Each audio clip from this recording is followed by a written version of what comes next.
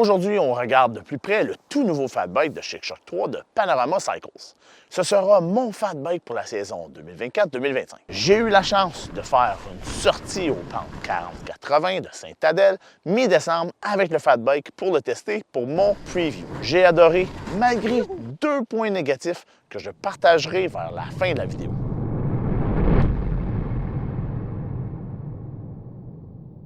Premier gros changement entre la génération précédente est au niveau de la géométrie.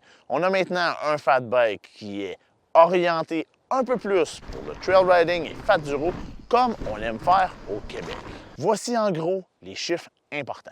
On parle d'un head angle de 66,5 degrés, d'un seat tube angle de 75,5 degrés, un reach de 455 mm en médium, un chainstay de 450 mm, un empattement total de 1201 mm en médium et un standover de 718 mm également en médium. Suite à mes années d'expérience en fat bike, j'ai eu la chance de rouler un Blizzard de Rocky Mountain, un Farley de Trek et le Chic-Choc de deuxième génération.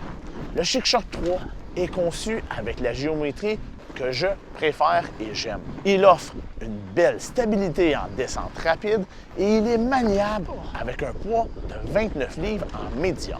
J'entends déjà plusieurs chialer que la géométrie est trop orientée trail bike et rendra le comportement plus difficile en montée et lors de virages serrés. Eh bien, je suis très content de dire que le Chic-Choc 3 monte super bien et que les virages sont facilement maniables puisque l'empattement demeure raisonnable et le co-chainstay aide à apporter la roue arrière dans le bon rayon du virage.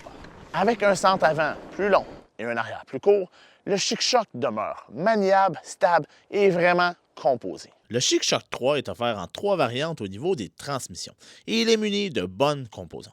Il est équipé de mes pneus favoris, le Dillinger 5, mais il reste à les clouter. Il est rempli de features que j'aime, dont la possibilité d'y mettre un long dropper post, plein d'options pour y attacher des accessoires, un Q-Factor de 205 mm qui est confortable en fat bike et un standover assez bas pour facilement remonter sur le bike après une chute dans la neige. J'aime aussi la mise à jour pour la patte de dérailleur UDH pour être facilement remplacée en cas d'accident ou de bris.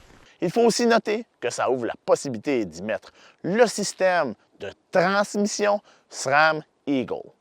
Qui sait? Peut-être que SRAM sortira une version à câble de leur T-Type puisque la pile en hiver ne serait pas fameux par grand froid. Avez-vous remarqué le petit rangement dans le down tube? Il n'est pas immense, mais je vais bien aimer y transporter un kit pour crevaison et un multi-outil. Le rangement est muni d'un sac qui est la source de mon premier point négatif. La clip de la fermeture éclair tapait dans le frame. J'ai passé un bon 10 minutes à chercher le rattle. Ma solution fut simple, j'ai mis le bout de métal vers l'intérieur du sac et j'ai fermé le sac. Panorama ont écouté ma critique et ils travaillent à changer la clip de métal pour une clip en tissu pour éviter ce problème-là. Donc ça, c'est vraiment nice. Une amélioration notable sur le fat bike est au niveau du hub arrière.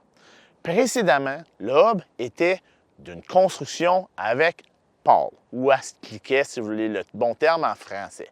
Il est maintenant avec un gros système de Star Ratchet. Pourquoi ont-ils changé ça?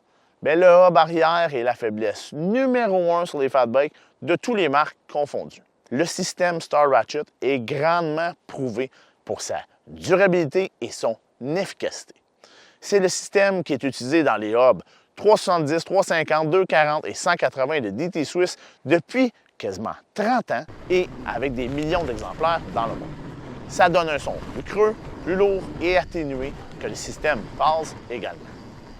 Personnellement, je n'ai jamais eu de problème avec mes hubs DT Swiss, mais c'est pas la même histoire avec mon hub Bontrager qui avait le système à cliquet. Il avait gelé par grand froid lors du festival de Fat Bike à Montebello en 2022-2023. J'ai aussi des amis qui ont brisé les cliquets, le hub driver et même tout mangé la gear intérieure qui aide à arrêter les cliquets pour avoir l'engagement. Bravo à Panorama Cycles d'avoir pris la mesure pour régler ce problème. Mon deuxième point négatif touche le chainstay. Celui-ci n'a aucune protection. L'an passé, j'y avais attaché un bout de pneu de vélo de gravel avec des tie wraps. Ça protège le chainstay et ça rend le vélo plus silencieux. C'est rien de majeur, mais c'est des petits détails comme ça qui font la grosse différence au niveau d'un bike. Voilà donc mon survol du Chic-Choc 3 de Panorama Cycles. J'ai vraiment hâte de rouler un peu partout au Québec pour triper sur le fat bike. Je vois ce fat bike comme étant mon dernier fat bike. Il n'y aura pas de raison d'en acheter un autre après ça. D'ailleurs, j'aimerais réaliser un Dream Build la saison prochaine avec l'aide de Panorama Cycles et Studio Vélo. Si jamais on se croise sur les réseaux et vous voulez rider, gênez-vous pas, ça me ferait plaisir. N'oubliez pas de vous abonner à ma chaîne pour avoir plus de trucs et informations sur le fat bike au Québec. Cheers!